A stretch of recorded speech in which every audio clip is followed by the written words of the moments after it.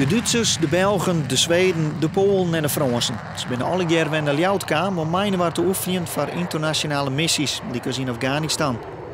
Dat betekent zo'n 800 mensen erbij op de vliegenbasis, die het alle jaar nachts in de regio. Dat de oefening krijgt jaar georganiseerd werd en net in Wiegeliks Duitsland of Zweden is geen afval. We zijn heel dicht bij ons oefengebied, wat zeg maar net boven de Noordzee ligt. Dus het is een klein bochtje naar het noorden en een 30 seconden. En we zitten boven ons oefengebied. Dus we hoeven niet heel Nederland over te vliegen. Leeuwarden heeft daarbij ook de faciliteiten.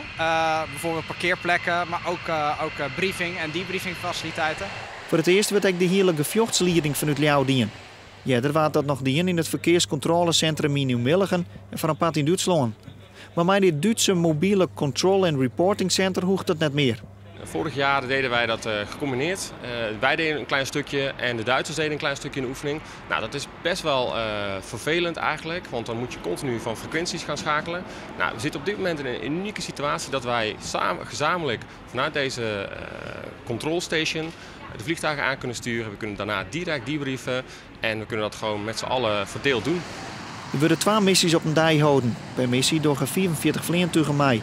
En dat betekent een soort leven. En er is ook een soort klachten.